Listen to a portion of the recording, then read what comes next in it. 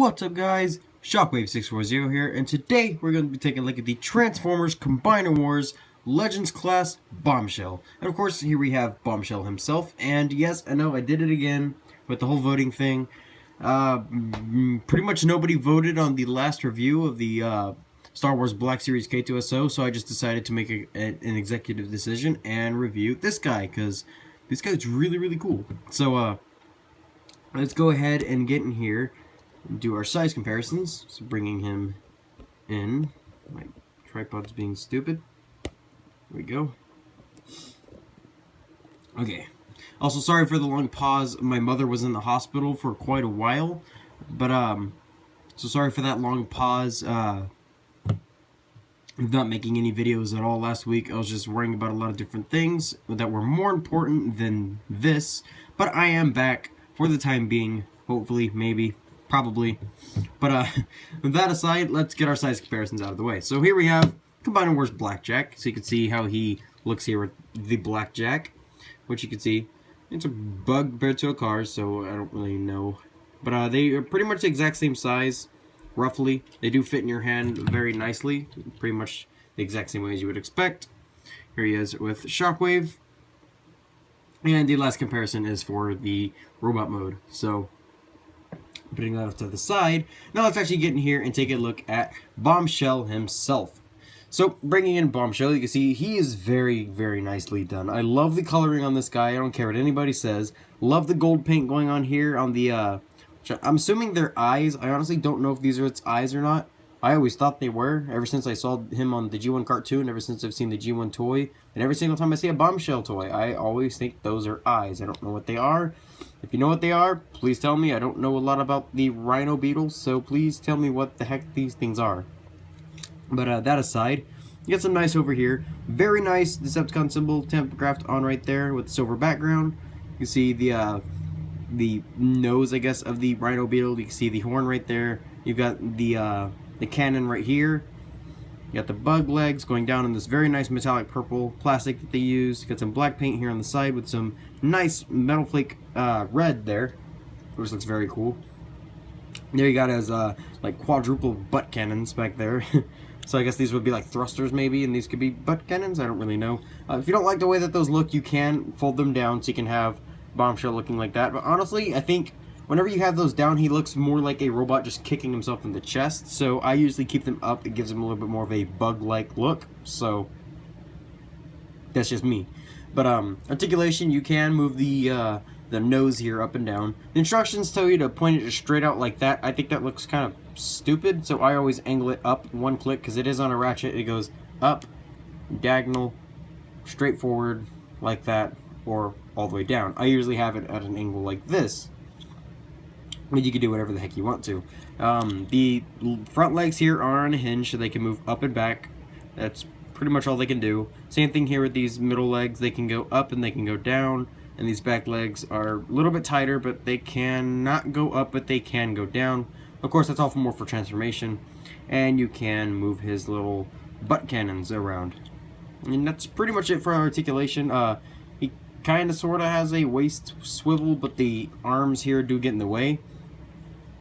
That's pretty much it. You can see the underside here. You can see the arms fold in. You see, he looks good from all the angles. I mean, he looks good from the side, looks good from the top, looks good from the bottom, head on, and from the back. He looks good from all angles, but I can't unsee the fact he just looks like a robot kicking himself in the face. I mean, you can see where he's got his legs right here, just kind of folded up onto his chest, which of course is right here. Also, another little paint up I missed was the red right there in the vents, which I do think looks quite cool. They didn't have to do it, but they did. But so yeah, he is pretty cool. I do quite like him. Now, to get him into his gun mode, which doesn't say it in the instructions, but he does have a gun mode, which a lot of people were wondering what the heck these things were for. But these are basically the handles. So if you want it to be left-handed or right-handed, you fold that respective one down. So to get him in his gun mode, you're just going to bring these arms up, untab them. You can see where they interlock here. You can see the tab in the slots, and they just tab together like so. They are kind of hard to get tabbed together sometimes, but you just kind of fiddle with it and you can get it. Now, it's going to bring these arms, bring the leg to where it is down like so, and then bring the arm up to the chest. You can see where there's like this little notch right here that fits in there perfectly. And then you can do whatever the heck you want with the actual arm itself. Usually I like to bring it in like that, so that way the fist is pointing inwards and you don't exactly see it all that much. And then I usually take the bug leg and make it hug the bug's eye, or whatever that's supposed to be. So do the same on this side. You're just going to fold the arm in, move the bug leg, hold the arm in, make sure the fist is pointing forward. Oh yeah, you also want to point that nose right there forward, just like so. Bring the eye up so that it's, or bring the leg up so it is hugging the eye, or just the cannons there.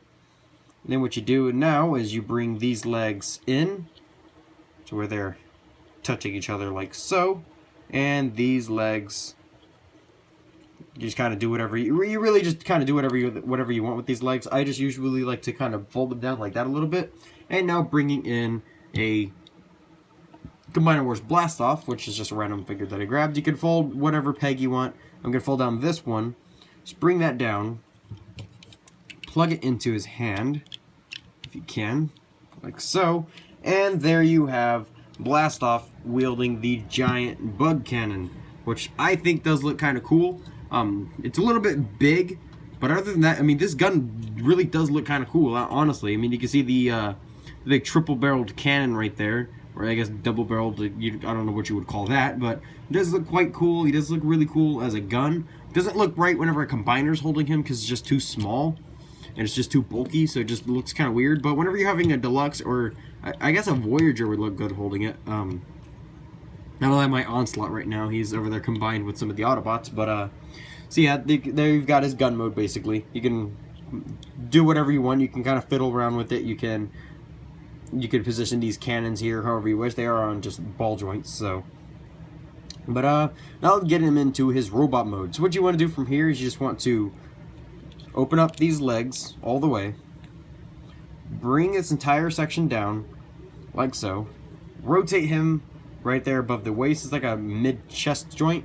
And then what you're going to do is bring these tabs up. You can see they are slightly T-shaped. And what they do is, or what this one tab does, is it just hooks into there. You don't want to try to just force it in this way because you'll start bending and flexing plastic. So what you do is you bring his legs to where they're like this and push that down. That will lock those legs together. So you separate those, kind of get his legs all situated. We'll do something with these bug legs in just a second. Bring his arms out, bring the bug leg out, fold that down, and you can bend his elbow according to however you wish. Do the same on this side. Bring that out. Bring the bug leg forward. Kind of adjust his elbow however you wish. Now what you're supposed to do with the whole head here is you're supposed to just bring that forward like so, and then open it. I don't think this looks good. I mean, it's just like this big gap right here, and he doesn't look accurate. What I like to do is open it a little bit like that, and keep that pointed up, because that gives them a little bit more of a show accurate look, and it just kind of looks a little bit better. I've seen a lot of people do different things, like they've done that and then just fold that just straight up down. And I've seen some people just take off this entire assembly off in general and just have this thing attached to his head, and that looks okay too in robot mode, but you can really do whatever you want to. This is just how I like to display him, like this. But you could, like I said, you could do whatever you want to. Now, concerning the bug legs, you can do a number of different things. With the front bug legs, what I usually like to do is bring them forward like that. I think that looks cool. Another thing you can do if you want them just completely out of the way is you can bring them to the back like so, and it won't really hinder any articulation. It just kind of bumps into things going in and out. But if you have them to the front, they don't get in the way of anything. He still has full range of movement, or you can just keep them out to the side like that. Me personally, I do like to fold them in across his biceps like so.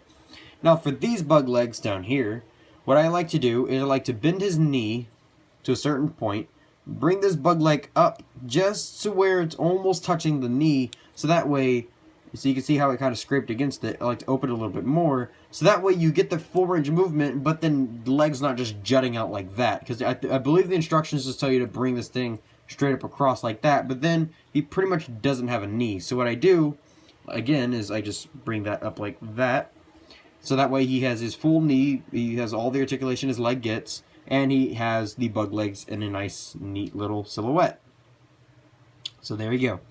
And then for these bug legs, I just bring these straight to the back, like so, like the instructions. Well, I think the instructions actually tell you to bring it like this, but I think it looks better when you bring it up like that, because then they serve as a giant heel spur, basically. Like, he's not gonna fall over. Like, I can just sit here and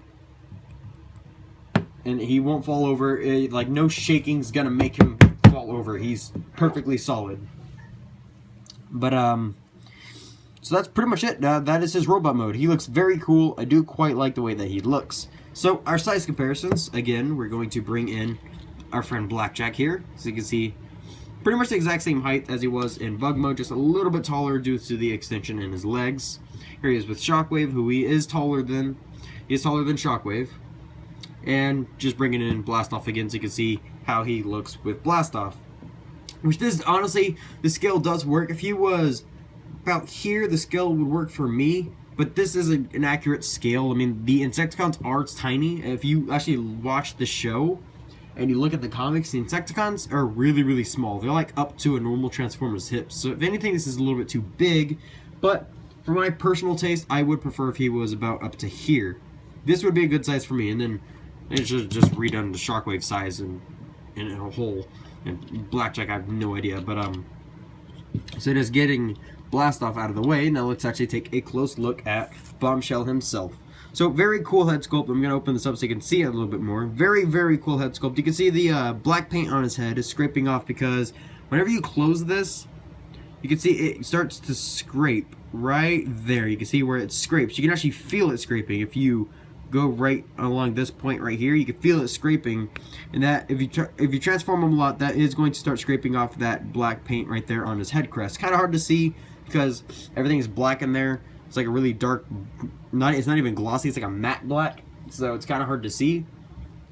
But oh well. He does have a silver faceplate and some nice metallic red eyes. Same exact details on his chest. This gray midsection doesn't bother me, but I do feel like they should have continued the yellow paint to this midsection and the purple to that section. And then if this was just kept that gray plastic, I think that would have looked okay. But it just feels like there should have been a little bit more paint on that midsection right here, because other than that, it just looks like he has a really tall waist, and it kind of looks a little bit weird. But that is just me.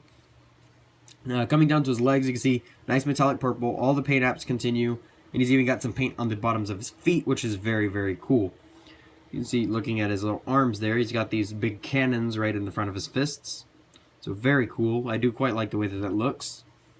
Coming to the bug legs, you can actually see the detail on those. A little bit hollow back here, but there is a reason for it, so it doesn't bother me, and who's going to be looking at that anyways. A little bit of hollowness right here, but again, for a reason, because these sections right here do tab in back there to hold everything in place.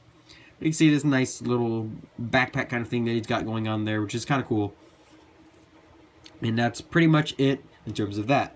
Now, articulation. His head doesn't do anything. You can move this thing around if that serves a purpose, and you can move that thing around if that serves any purpose to you, but no articulation in the head, sadly, which does kind of suck, but there is a way to get around it. His arms are ball jointed, so they can go out that far. They can do a full 360, and they do have a little bit of inward and outward, and they do have the hinge right there for transformations. You can get some pretty cool articulation out of that. His elbows are on a ball joint, so you can get some rotation out of it. Pretty much 90 degrees of movement. If you move the bug leg out of the way, it gets a little bit deeper of a bend, but it's like a half a degree bigger, so it doesn't really matter to me. He does have not really a waist swivel, so like an upper torso swivel, but you can use that as a waist swivel. Just whenever you rotate it to the side, things start looking weird, so you can use that. His hips are on a ball joint. They'll go that far forward, go that far backward, they'll go that far out. He has a swivel above the knee. It's kind of a tight swivel.